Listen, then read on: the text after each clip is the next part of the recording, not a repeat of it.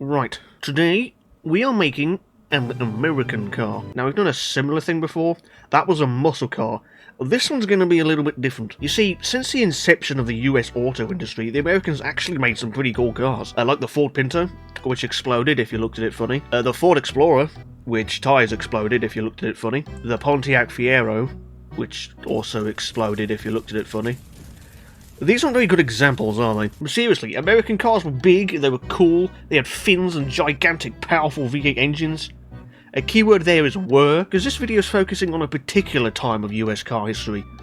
The 90s. This is where quite a bit of American car design kind of went in the bin. Let's take the Ford Taurus, for example. It debuted in the mid-80s and was a revolutionary bit of car design for its time. And then look at the third gen from the 90s. The entire audience has now been sick. There's also the Chevy Cavalier, which looks like it was designed in a rush at the end of a workday. The Pontiac Sunfire, awesome name. Too bad it looks like a deformed wasp. The Geo Metro has the exterior detail of a GTA 3 car. Oh, and the Americans also got their own version of the Ford Escort. I hate it. The only car that kind of pulled off this blobby design was the Oldsmobile Aurora, although it is weird how a car this long is front-wheel drive and with a V8. I mean, I like it. Too bad they only sold 3 of them, so I want to make a blob for myself, and thankfully, somebody's already made a mod specifically for the job. Yes. Now this car's got to be safe, because this is the 90s, and we have standards now. So we've got to make the whole thing out of steel. Which one of these is safest? Space frame, yes. And don't forget front transverse, that's very important. Front suspension can be whatever, rear's got to be a solid axle. This body's literally called the American Blob, and the fun thing you can do with it is that it go-go gadget extender.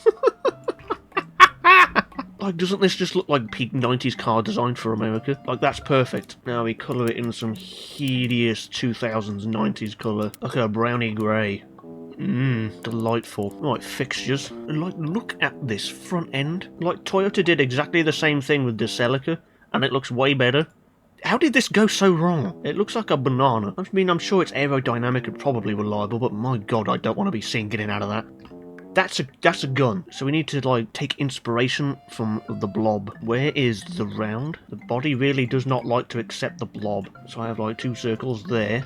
Yes. Now we need some, like, swoopy grills that really don't match anything else on the car. Yeah, that looks perfect. Now some vents. I need somewhere that's, like, you look at it and you just think swish. It's got to look aerodynamic. Yes. Get that on my blob. Actually, the car's the exact same colour as this Taurus in the picture. That wasn't on purpose. I was just about to say the front looks quite desolate and featureless, but then it kind of is. Can't forget the side marker lights, which American cars have for some reason. Give this one a mono wiper, because this is the 90s and we're inventing technology or revolutionise the world. Can't forget the blobular door handles and the blob cap. Now, back end, very simple. All of these blobs have a light bar for some reason. I think we can pull that off. Somebody's already made, like, blobby tail lights.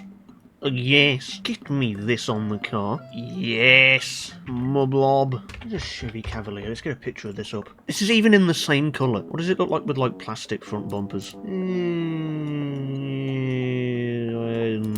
I like to keep this thing in grey-brown. Can give it some, like, swish aerodynamic-looking hubcaps. The 3-spoke? Oh, yes. Right, let's chuck an interior in this. There we go. Now for the interior colour. Pick your favourite cheese spread. Like this one. The colour of the spread, that's your interior colour now. Yes. This looks like a place I want to be. The whole interior is cheese colour. Let's get a blob pod for the gauges. They can go there. Where's the T-bar Prindle stick?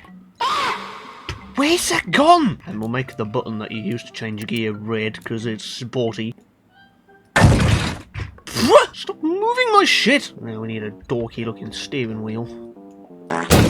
Oh my god, what the bruh? Give me my shit back! It's got to be like a hideous looking airbag wheel, because safety.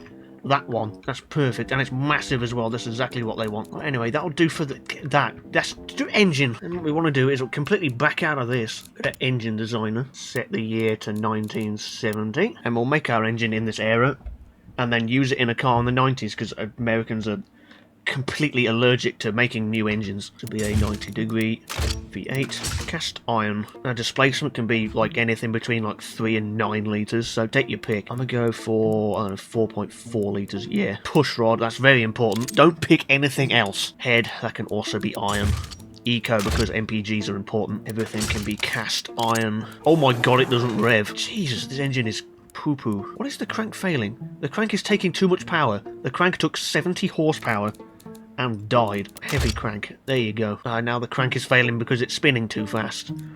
Make your mind up. I'm not giving it forged internals. You can forget about that. Another very important thing, cam profile, none. So it makes absolutely shitloads of torque down low and nothing else. Compression can be, I don't know, 8 point something. And honestly, I think that's about it. Can I like get any more horsepower out of this? I don't think I can. You know, I'll increase displacement to get more power. It's better fit in the car. There, it's 5.6 litres for 153 horsepower. Now the only thing left to do is name it. Now they always have like really stupid sounding names like Fireball or Iron Duke. This one's already given me Hammerhead. I quite like that. Call this the 5.6 litre Hammerhead V8. Please fit in the car. Of course, we want front wheel drive. It doesn't fit. I'm gonna make it fit. It just needs to be smaller this side. There we go. It fits. 109 horsepower. Can I just increase this? No. I guess we're just stuck with 109 horsepower then. It's no longer 5.6 litres, it's got demoted to 4.4 again. Oh well, I'm sure it'll be fine. I'll just ignore that giant red warning. We want automatic, because no one in America knows how to drive a manual. Top speed. Yeah, it probably has one. Big wide tyres for comfortness. It's got to be aerodynamic, so we'll give it an under tray, semi-clad. Premium interior. Premium blue cheese interior. This car comes with the optional Stilton package, with just some suspension, I guess. The brakes are suffering from brake fade, reducing sportiness. Bold of you to suggest that this thing is sporty. Not a sports car, it's a sexy boulevard cruiser. Weight distribution front, and optimised weight heavy. This weight distribution is going to be horrid. 65-35! Oh! And it weighs 1.7 tons. 1.7 tons of absolute glorious misery. Let's add some extra detail. Ford Taurus had like a cheeky little spoiler that does nothing. We can probably do the same here. Yeah, like one of these. Like, bro, what is this doing? We'll chuck a speedo on it that only goes to 110 miles an hour. Can't move the camera. This game! Bruh! It's taking away features! Automation function properly challenged, impossible. And a tachometer that only goes to 4,000. Won't be needing any more than that. I mean, it does 18.9 miles per gallon, that's good. The car understeers. That's impossible, it can't do. All the weight's on the front, on the steering wheels, that means it should be good at steering. That's how car engineering works. This is why every car is front-wheel drive. I forgot to give it reverse lights. Shit, we'll just stick them on there. This is how General Motors does it. It just needs a snappy name. Let's get a name of a constellation. That can be the company name. Cygnus Rift. I'll take Cygnus. Company name is Cygnus. Car name, Invader. Stick that on the back. You've also got to stick a bunch of V8 badges around it as well. And we'll also advertise the fact it's got ABS as well. Show them how safe it is. And we'll get another badge that says airbag. Stick those either down here, I think. Let's add that onto the badge. V8 airbag. And you know what? I think we're done. Let's do some cruising. Inaugural test drive of the Invader V8 airbag. Oh my god! Why does it sound like that?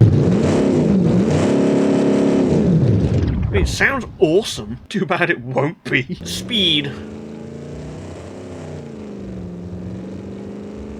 Oh, this is slow. This thing's 0 to 60 time is going to be shocking. Also, I'm moving the wheel right now. You can barely tell. Handbrake turn. Winner! The interior is so noisy.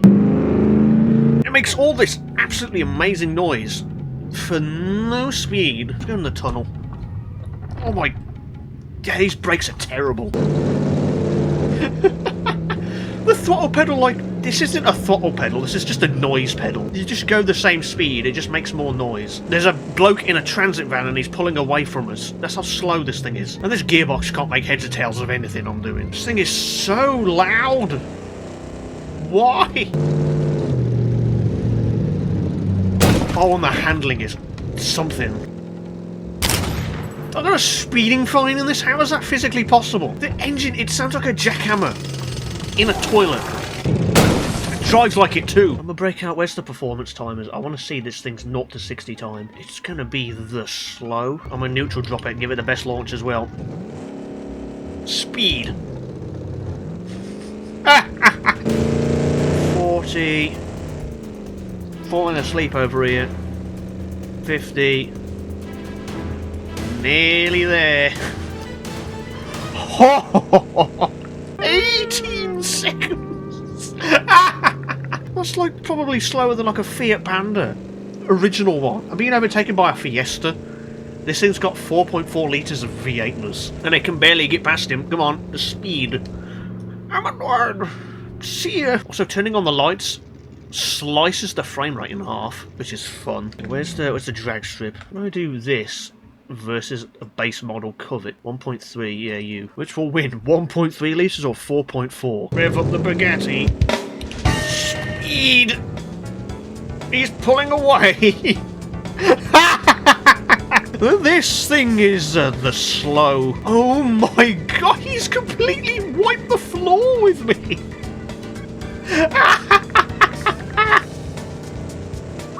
Jesus Christ. 20 seconds. It's perfect. How much power does this Covet actually make? It makes 65 horsepower, and ours makes 109. How much does it weigh? 995 to a ton, basically. This thing's like a Ferrari compared to our thing. My god. I did, however, make a drag variant of this car, because why wouldn't I? What was that noise? Oh my god. So this one's got the same engine, but with 700 horsepower. And a big ass supercharger.